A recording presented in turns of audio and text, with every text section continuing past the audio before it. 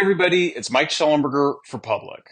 Yesterday, a Brazilian Supreme Court justice, who is also the president of the Superior Electoral Commission, lashed out angrily at ex-owner Elon Musk. At an event heavily promoted by Globo News, Alexandre de Moraes claimed that Musk is part of a vast global extremist conspiracy to undermine Brazil's sovereignty and democracy. He claimed that Musk was an irresponsible mercantilist, motivated solely by profits, who had united with extremist Brazilian politicians. But there's no evidence of any conspiracy. Musk did not know that I would publish the Twitter files Brazil, nor did the Brazilian politicians who reacted to them. And many of the politicians and journalists who J. Moraes is demonizing as extremists are actually advocates of freedom of speech, including the right to criticize J. Moraes.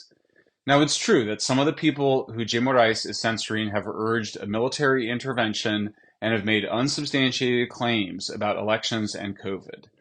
I do not agree with many of the statements made by the people whom J. Moraes has censored. But freedom of speech means nothing if it does not protect people and ideas you disagree with. If we aren't going to allow people to criticize democracy, elections, and vaccines, how will we ever know when they go wrong? If people are spreading false information about democracy, elections, and vaccines, the best way to deal with that false information is with accurate information, not with censorship. The real extremist spreading disinformation here is J. Moraes. If Musk were solely motivated by money, then he would have not stood up to J. Moraes in the first place, which has resulted in the Brazilian government halting all advertising on X, the resignation of X's top lawyer in Brazil, who feared for his safety, and it may result in J. Moraes shutting X down in Brazil. He's not simply demanding that social media platforms censor specific content by controversial journalists and politicians. J. Moraes is demanding that all social media platforms ban them for life. He often does this through secret hearings without the right of appeal. In fact, it's even worse than that. You can't be a politician or a journalist if you can't communicate on social media. And so J. Moraes is not just violating the Brazilian Constitution's protection of free speech. He's also attacking the freedom of the press, destroying careers, and interfering in elections. J. Moraes has acted unilaterally to invent new laws.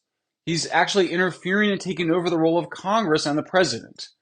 And that means he's behaving like a dictator. And now J. Moraes has weaponized the federal police, including against me, for publishing the Twitter files in Brazil. The federal police delivered 2 reports to J. Moraes, one on April 18th, one on April 19th. These reports consist of a gigantic conspiracy theory suggesting connections and relationships that simply don't exist. The reports single me out and suggest it's somehow suspicious that I only have one paid subscription on X, which is to Elon Musk. But there's nothing suspicious about this. I'm paying Musk, not the other way around.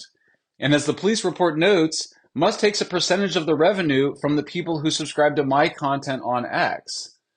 The reports claim that the people who J. Moraes had demanded be censored had gained limited access to communications on X, and particularly through X's spaces, which allows for live conversation. In other words, J. Moraes is totally obsessed with silencing his enemies. It's not enough for X to have blocked their profiles, which it did. He also doesn't want them to be able to use their voice.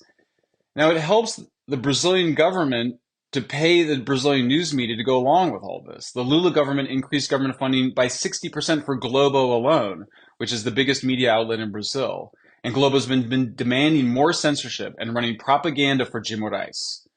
The bottom line is that J. Moraes is a brutish authoritarian. His censorship is as bad as the censorship imposed by Brazil's military dictators. He's seeking as a judge to eliminate particularly politicians and journalists from public life. This is hardly the first time that J. Moraes has weaponized the federal police. And in calling Elon Musk a foreign mercantilist, J. Moraes is using the exact same kind of nationalist rhetoric that he has attacked his enemies for using. So why does J. Moraes have so much power? In Brazil, people told me it was because J. Moraes controls so many court cases involving rich and powerful people, including politicians and other judges. The solution is for Brazil's Congress to open an investigation known as a Parliamentary Commission of Inquiry, or CPI. Now, it's true, a CPI can't evaluate judicial decisions, but it can evaluate judicial abuses of power, and that is obviously what is happening here.